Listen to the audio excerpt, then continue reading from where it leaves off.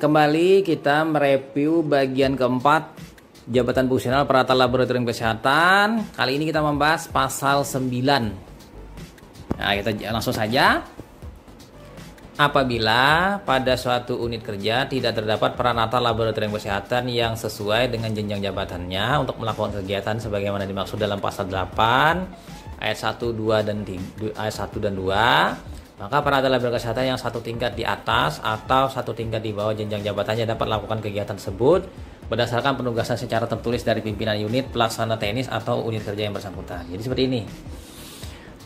Di suatu laboratorium tidak ada jabatan pelaksana lanjutan, hanya ada penyelia dan pelaksana saja.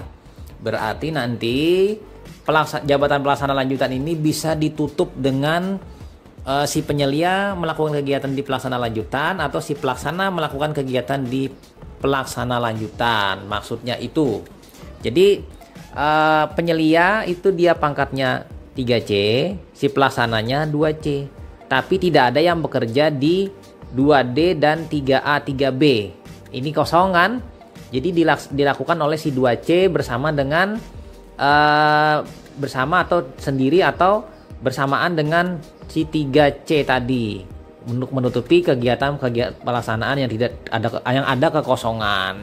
Tapi nanti mereka masing-masing punya porsinya. Kalau yang penyelia ini dapat 100%. Tapi kalau yang si pelaksana ini dapatnya nanti ada persennya. Kalau tidak salah 80% saja dia dapat. Oke. Kemudian pindah kita ke pasal 10. Tapi jadi kan kita kembali lagi untuk yang tadi kan pelaksana nih terampil.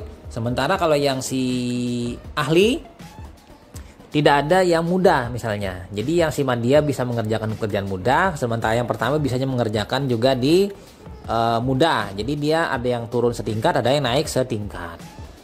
Kemudian pasal 10, penilaian angka kredit pelaksanaan tugas sebagaimana dimaksud pasal 9 ditetapkan sebagai berikut. Kan? Yang penjelasannya nih yang tadi si PLK muda tidak ada yang mengerjakannya, yang ada cuma PLK Madya dan PLK pertama. Jadi siapa yang kosong? Ini ada yang turun, ada yang naik pekerjaannya. Ini jawabannya yang A, peralatan laboratorium kesehatan yang melaksanakan tugas PLK kesehatan satu tingkat di atas jenjangnya.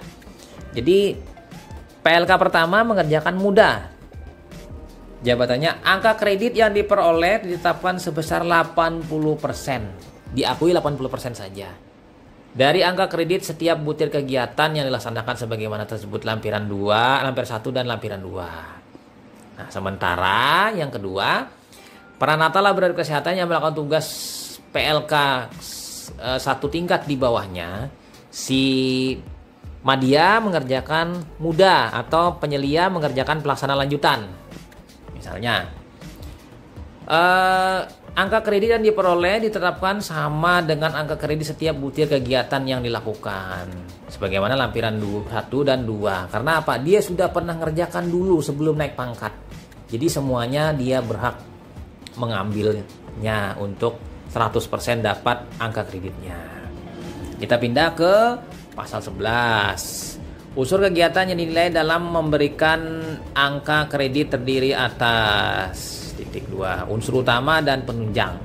Jadi dibagi dua, unsur utama, unsur penunjang. Kalau tidak salah 80% unsur utama, 20% unsur penunjang. Tidak boleh bergeser keduanya ini.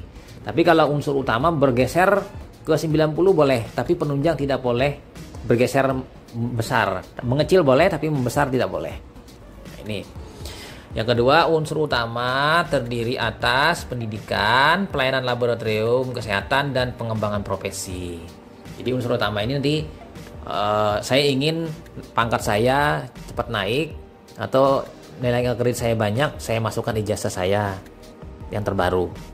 Misalnya saya D3, dapat ijazah D4. Nah, ini dapat sudah naik langsung angka kreditnya. Yang kedua, pelayanan laboratorium kesehatan. Jadi orang yang bekerja di tempat pelayanan yang banyak pasien itu cepat sekali naik pangkatnya ketimbang yang tidak atau hampir tidak ada pasiennya di laboratorium. Tidak ada pelayanan laboratorium, sehari cuma 1 pasien, 2 pasien. Itu berbeda dengan unit pelayanan yang pasiennya sehari 100 atau 200 atau 50 saja. 50 pasien banding dengan 1 pasien atau 2 pasien, itu jauh beda. Kemudian pengembangan profesi. Tapi pengembangan profesi nanti yang berbeda. Misalnya dia membuat sebuah buku, menyadur buku atau membuat karya tulis. Di tengah-tengah dia tidak ada kegiatan. Nah, ini bagus lagi. Ini akan menambah angka kredit. Kemudian nomor 3, unsur penunjang adalah kegiatan yang mendukung pelaksanaan tugas peralatan laboratorium kesehatan sebagaimana dimaksud dalam pasal 6 huruf D yang tadi, ya kan? Nomor 4, rincian kegiatan peralatan laboratorium kesehatan dan angka kredit masing-masing unsur sebagaimana dimaksud pada ayat 1 untuk peralatan laboratorium kesehatan tingkat terampil sebagaimana tersebut dalam lampiran 1, dan untuk peralatan laboratorium kesehatan ada ahli tingkat ahli itu di lampiran 2. Jadi ada lampiran 1 untuk terampil, lampiran 2 untuk ahli. Kita masuk ke pasal 12. Jumlah angka kredit kumulatif minimal yang harus dipenuhi setiap PNS untuk dapat diangkat dalam jabatan atau kenaikan jabatan atau pangkat penata laboratorium kesehatan tingkat terampil sebagaimana tersebut di lampiran 3 untuk penata laboratorium kesehatan tingkat ahli lampiran 4. Jadi paling rendah 80% angka kredit berasal dari unsur utama. Nah, tadi saya tuliskan kan rasionya 80 banding 20. Jadi 80 yang paling terendah. Apabila 85, 86, 90% itu yang utama, bagus sekali. Nah, paling tinggi 20%, mentok 20% untuk unsur penunjang. Angka baiknya unsur penunjang misalnya 5% saja, utama 95. Nah, itu jauh lebih baik. Nomor 2, Pranata laboratorium kesehatan yang telah memiliki angka kredit melebihi angka kredit yang telah ditentukan untuk kenaikan jabatan atau pangkat setingkat lebih tinggi. Kelebihan angka kredit tersebut dapat diperhitungkan untuk kenaikan pangkat jabatan atau pangkat berikutnya. Jadi ada tabungan. Dia kemungkinan seperti ini. Dia terlalu banyak memasukkan unsur-unsur utama. Masukkan ijazah, kemudian masukkan karya tulis, kemudian melakukan pekerjaan banyak, akhirnya berlebih angka kreditnya. Misalnya angka kreditnya 130, sementara dia baru dikenaikan pangkat di 3A, 100 saja. 30 ditabung untuk kenaikan pangkat selanjutnya. Itu maksudnya contohnya. Nomor 3, apabila kelebihan jumlah angka kredit sebagaimana dimaksud pada ayat 2 memenuhi jumlah angka kredit untuk kenaikan jabatan pangkat tingkat atau lebih dari jabatan terakhir yang diduduki, maka peralatan laboratorium kesehatan tersebut bersangkutan dapat diangkat dalam jenjang jabatan sesuai dengan angka kredit yang dimiliki dengan ketentuan. Jadi ternyata tadi kan dia 130, lalu dia ternyata sudah melebihi dari 3B 130, misalnya 130 misalnya 3B ini. Jadi dia tinggal memenuhi syarat sekurang-kurangnya telah 1 tahun dalam jabatan terakhir. Dia sudah 1 tahun memegang, diusulkan lagi dia naik pangkat. Karena apa? Angka kreditnya sudah memenuhi untuk 3B atau tadi 3A, 3B dia sudah lewat. 3A kan 100 mintanya. 3B dia misalnya punya 140. Udah memenuhi syarat, udah 3B saja langsung. Tapi syaratnya di 3A tadi dia sudah mendudukinya selama 1 tahun. Yang B, syarat yang kedua, setiap unsur penilaian prestasi kerja dan pelaksanaan pekerjaan dalam daftar penilaian pelaksanaan pekerjaan DP3 atau SKP itu bernilainya baik dalam 1 tahun terakhir. Nah, syaratnya itu, 2 syarat ini terpenuhi, sudah naik pangkat, beres. Ini biasanya kejadiannya pada saat dia memasukkan ijazah dan memasukkan misalnya ijazahnya dia D4 kemudian masukkan ijazah S2. Kejadian seperti itu. Dan ada karya tulis ilmiah dia buat masukkan, ternyata melonjak, nilai ijazahnya tinggi nilainya. Akhirnya dia diusulkan naik pangkat tidak sampai 2 tahun. Jadi kan setelah menduduki 1 tahun plus 1 tahun udah naik pangkat usul. Nomor 4, Penata laboratorium kesehatan yang naik jabatan sebagaimana dimaksud pada ayat 3, setiap kali kenaikan pangkat setingkat lebih tinggi disyaratkan mengumpulkan 20% dari jumlah angka kredit yang untuk kenaikan pangkat setingkat lebih tinggi tersebut yang berasal dari kegiatan pelayanan laboratorium kesehatan. Jadi dia harus 20% jumlah angka kreditnya untuk kenaikan pangkat yang setingkat lebih tinggi dari pelayanan lab. Nomor 5, penata laboratorium kesehatan yang telah mencapai angka kredit untuk kenaikan jabatan pangkat setingkat lebih tinggi pada tahun pertama dalam masa jabatan pangkat yang didudukinya, pada tahun berikutnya diwajibkan mengumpulkan angka kredit paling rendah 20%. 20%. Tinggal menghitung aja 20% dari jabatan pangkat sebelumnya dari jumlah angka kredit yang disyaratkan untuk kenaikan jabatan atau pangkat setingkat lebih tinggi yang berasal dari kegiatan pelayanan laboratorium kesehatan. Jadi 20% dia harus tinggal mengalihkan saja dengan 20%. Kemudian nomor 6, penata laboratorium kesehatan penyelia. Nah, ini penyelia ya. Pada penata tingkat 1 golongan ruang 3D, tidak bisa dia lagi naik pangkat, sudah mentok. Tapi dia harus disyaratkan, yaitu setiap tahun sejak menduduki pangkat dan jabatannya diwajibkan mengumpul paling rendah 10 angka kredit dari kegiatan pelayanan laboratorium kesehatan. Jadi dia harus setiap tahun mengumpulkan 10. Berarti satu semester 6.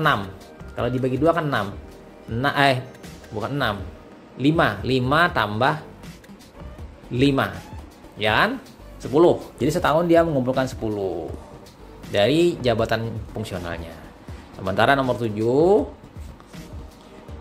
PLK Madya yang akan naik pangkat menjadi pembina tingkat 1 4B dan menjadi pembina utama golongan 4C dari angka kredit kumulatif disyaratkan untuk kenaikan pangkat paling rendah 12 angka kredit dari hasil kegiatan pengembangan profesi. Berat ini ya. Kenapa? Dia harus mendapatkan 12 angka kredit pengembangan profesi, menyadur buku, memolah buku, membuat karya tulis. Harus dapat angka kreditnya itu. Bila tidak dapat, tidak bisa naik pangkat. Ya, ini yang ahli. Kemudian yang nomor 8, penata laboratorium kesehatan Madya, pangkat pembina utama golongan ruang 4C. Dia ini sudah pangkat yang paling tertinggi, mentok. Tapi dia apabila ingin tetap berada di jabung tersebut, dia harus mengumpulkan angka kredit berapa. Nah ini, setiap tahun sejak menduduki pangkat dan jabatannya diwajibkan mengumpulkan paling rendah 20 angka kredit dari pelayanan laboratorium kesehatan. Jadi setiap semester dia ngumpul 10 angka kredit. Kalau dikali 2 semester setahun dia harus 20. 10 tambah 10. Berat juga dia untuk pelayanan laboratorium. Kita pindah ke pasal 13 maksudnya, sorry. Penata laboratorium kesehatan yang secara bersama membuat karya tulis atau karya ilmiah bidang pelayanan laboratorium kesehatan, pembagian angka kreditnya ditetapkan sebagai berikut. Jadi membuat sebuah karya tulis, sebuah analisa atau sebuah uji atau gambaran atau mengenai sesuatu yang terkait dengan pelayanan laboratorium, misalnya ya kayak karya tulis atau skripsi. Nah itu 60% penulis utama. Penulis utama ini adalah penulis 1. 40% dibagi rata untuk semua penulis pembantu. 40% dibagi rata. Pembantunya 2 bagi 2. 20-20. Pembantunya 3 bagi 3. Seperti itu kan kisahnya. Nah, ini nanti kita lihat di juknisnya. Yang kedua, jumlah penulis pembantu sebagaimana di atas, ayat 1, sebanyak-banyaknya 3 orang. Jadi 3 orang nanti yang membantunya. Berarti nanti 40 bagi 3 angka kreditnya. Oke, nah itu selesai kita di bab 5. Sekarang masuk ke bab 6, penilaian dan penetapan angka kredit. Untuk kelancaran penilaian dan penetapan angka kredit, setiap perantara laboratorium kesehatan diwajibkan mencatat dan menginventarisir seluruh kegiatan yang dilakukan. Jadi, dia harus membuat sebuah catatan harian, catatan pribadi yang tebal itu. Nanti laporan harian, laporan bulanan, laporan semester. Nah, laporan semesternya yang lebih tipis, kalau harian ini tebal. Register harian lah. Yang kedua, apabila dari hasil catatan dan inventarisasi seluruh kegiatan sebagaimana dimaksud pada ayat 1, dipandang sudah dapat memenuhi jumlah angka kredit yang ditentukan untuk menaikkan jabatan atau pangkat. Secara hierarki, penata labor kesehatan dapat mengajukan usul penilaian dan penetapan angka kredit. Jadi diusulkan nanti dalam bentuk daftar usulan penetapan angka kredit atau DUPAK. Nah, DUPAK ini dia usulkan untuk masuk ke tim angka kredit dalam bentuk HPAK nanti, lalu ditetapkan dalam bentuk PAK oleh kepala dinas kesehatan, ya kan? Penilaian dan penetapan angka kredit penata laboratorium kesehatan dilakukan paling sedikit 2 kali dalam 1 tahun, ya kan? 2 kali dalam 1 tahun. Jadi per semester, yaitu 3 bulan sebelum periode kenaikan pangkat pegawai negeri sipil. Makanya kenaikan pangkat bagi teman-teman CPNS nanti kalau ada pertanyaan, dia periodenya periode April dan periode Oktober. Nah, kenapa periode April? Berarti 3 bulan sebelumnya tinggal tarik. April itu di bulan 4 kurangi 3, sekitar Januari dan Desember sudah mengusul DUPAK atau PAK di akhir tahun, awal tahun. Ditetapkan nanti lalu disiapkan untuk persiapan naik pangkat. Karena naik pangkat di bulan April. Nanti misalnya di bulan Maret atau bulan Februari sudah siap berkasnya ke BKAD atau BKN. Karena kalau terlambat sudah lewat, masuk ke periode Oktober lagi, nunggu lagi. Nah, seperti itu teman-teman untuk naik pangkat. 3 bulan sebelum periode kenaikan pangkat sudah siap. Sama tadi kan yang periode Oktober. Jadi dia di bulan Juni sudah siap. Mei, Juni sudah siap. Juni, Juli, bulan 7 kan 6 bulan. Nah, itu sudah siap. Untuk disiapkan nanti ke Oktober naik pangkat. Kita pindah ke pasal 15. Pejabat yang berwenang menetapkan angka kredit Pranata Labkes adalah sebagai berikut. Yang A, Direktur Bina Pelayanan Penunjang Medik Departemen Kesehatan bagi PLK Madya yang bekerja pada laboratorium kesehatan di lingkungan Departemen Kesehatan dan instansi selain Departemen Kesehatan. Nah, ini yang aturannya. Tapi sekarang kan sudah beda, banyak yang dilimpahkan ke daerah jadi PNS daerah atau dinas kesehatan nanti yang menilai. Yang B, pimpinan unit kerja pelayanan laboratorium kesehatan paling rendah eselon 2 bagi PLK pelaksana pemula sampai dengan pelaksana PLK penyelia dan PLK pertama sampai dengan PLK muda yang bekerja pada laboratorium kesehatan di lingkungan Departemen Kesehatan. Nanti ini kepala dinas kesehatan provinsi yang menilainya atau kepala dinas kesehatan kabupaten kota. Ini eselon 2 kan. Kepala Dinas Kesehatan Provinsi bagi peralatan laboratorium kesehatan pemula sampai dengan peralatan laboratorium kesehatan penyelia pertama muda yang bekerja pada laboratorium kesehatan di lingkungan provinsi. Nah, ini yang tadi yang bila ada ini pakai ini, bila ada ini pakai ini. Nah, sekarang ini yang Dinas Kesehatan Provinsi. Kemudian kabupaten kota oleh Kepala Dinas Kesehatan Kabupaten Kota di lingkungan kabupaten kota.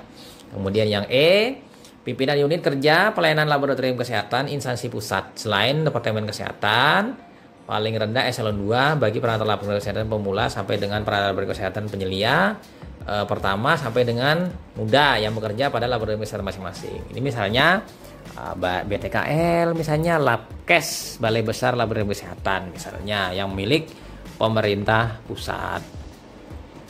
Kemudian nomor 2, dalam menjalankan kewenangannya, pejabat sebagaimana dimaksud pada ayat 1 dibantu oleh 1. Tim penilai Jabatan Penata Laboratorium Kesehatan Departemen Kesehatan bagi Direktur Bina Pelayanan Penunjang Medik Departemen Kesehatan yang selanjutnya disebut dengan tim penilai departemen. Nah, ini. Kemudian itu yang bagi yang pegawai pusat. Kemudian yang kedua, tim penilai Jabatan Penata Laboratorium Kesehatan unit kerja Departemen Kesehatan bagi pimpinan unit pelayanan laboratorium kesehatan di lingkungan Departemen Kesehatan paling rendah eselon 2 selanjutnya disebut dengan tim penilai unit kerja. Nah, ini masih di bagian pegawai pusat juga. Nah, sekarang ya pegawai daerah. Tim penilai Jabatan Penata Laboratorium Kesehatan Provinsi bagi Kepala Dinas Kesehatan Provinsi selanjutnya disebut dengan tim penilai provinsi. Nah, yang lanjut, tim penilai jabatannya untuk kabupaten kota. Kemudian yang E, tim penilai jabatan peralatan laboratorium kesehatan instansi pusat bagi pimpinan unit kerja pelayanan laboratorium kesehatan di instansi pusat selain Departemen Kesehatan. Paling rendah eselon 2. Selanjutnya disebutkan tim penilai instansi. Nah, ini yang bukan dari instansi Departemen Kesehatan. Kemudian pasal 16, tim penilai jabatan peralatan laboratorium kesehatan terdiri dari unsur kepegawaian.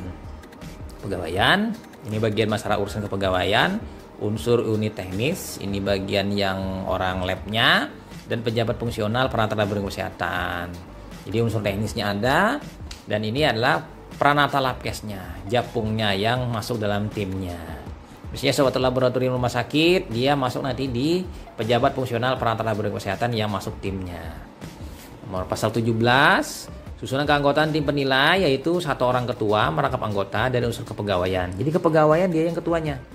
Satu orang wakil ketua merangkap anggota dari unsur teknis, orang teknis.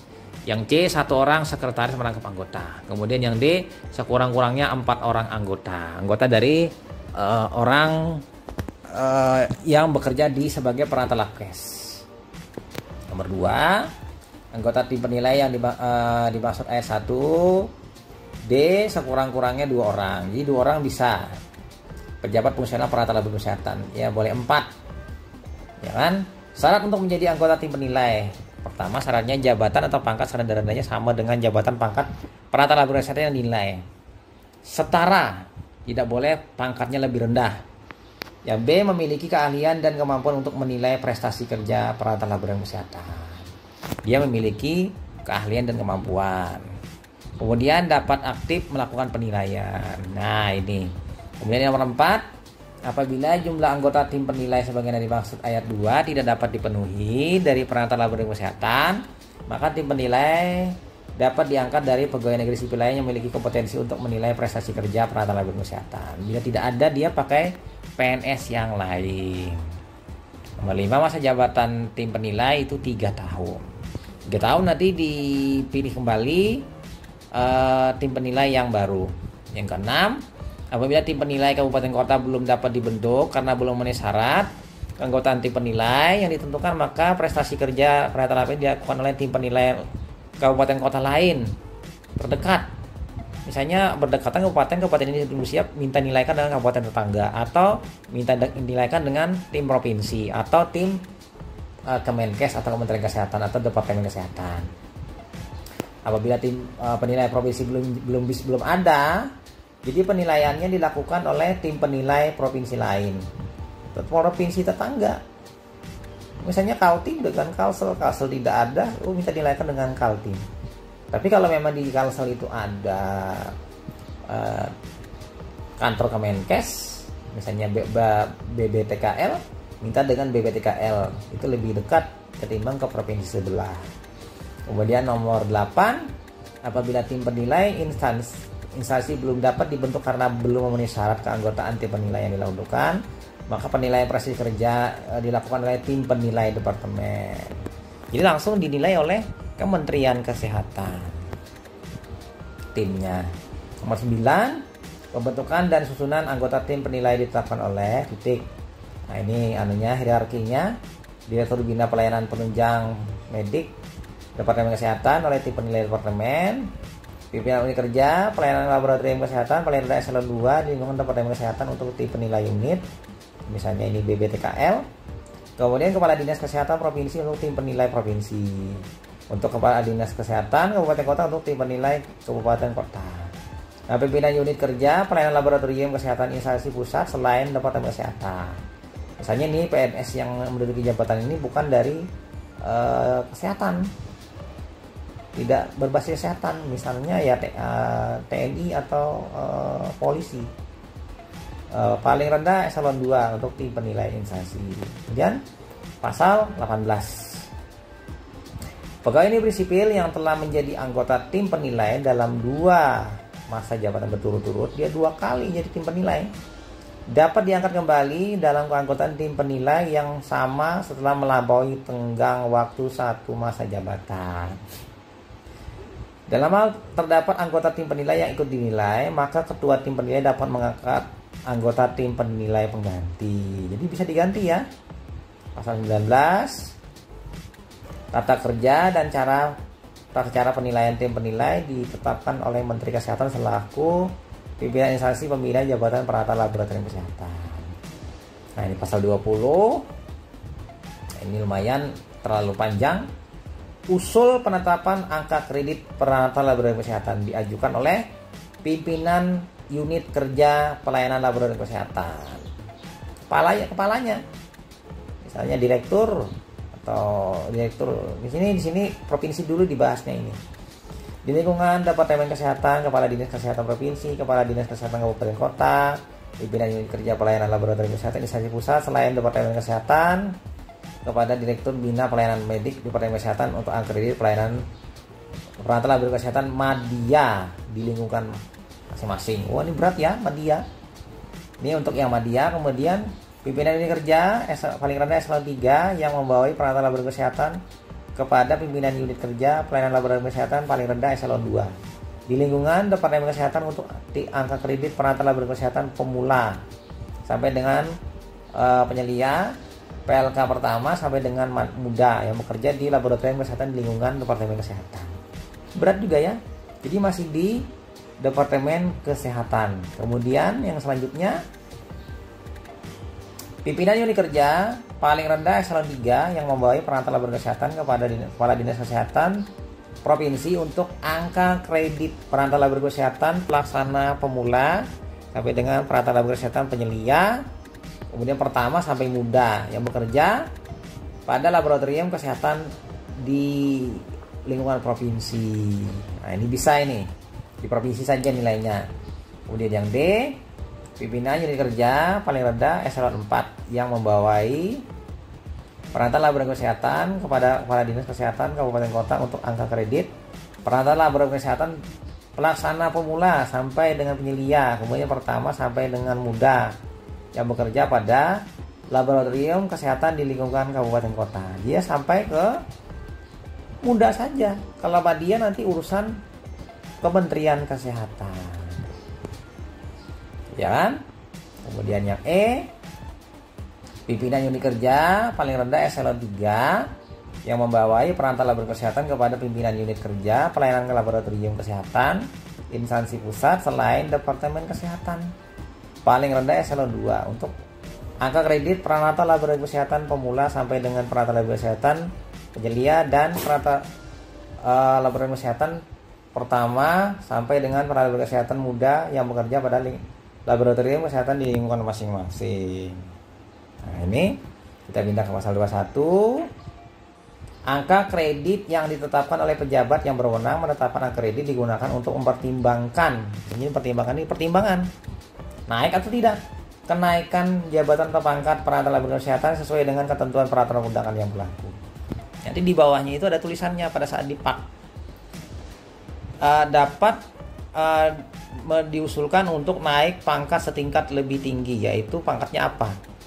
Misalnya dia 2C naik ke 2D atau 3A menuju 3B dengan jabatan apa? Jabatan peralatan laboratorium kesehatan pelaksana lanjutan atau misalnya penyelia atau misalnya muda. Nah, itu nanti ada di situ.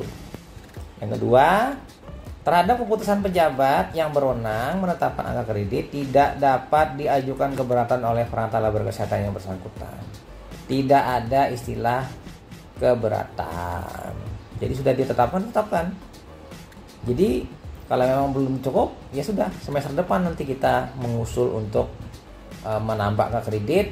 Setelah ditetapkan angka kreditnya bagus, memenuhi, lalu bisa diajukan naik pangkat. Nah, itu teman-teman kita bahasan di bab 6. Lanjutnya nanti kita di bab 7. Sampai jumpa di video-video selanjutnya dan tunggu bab selanjutnya pembahasan mengenai pejabat yang berwenang mengangkat dan memberhentikan dalam jabatan tersebut, jabatan PLK peralatan laboratorium kesehatan bagi ahli teknologi laboratorium medik. Oke, itu saja teman-teman. Sampai jumpa. Bye.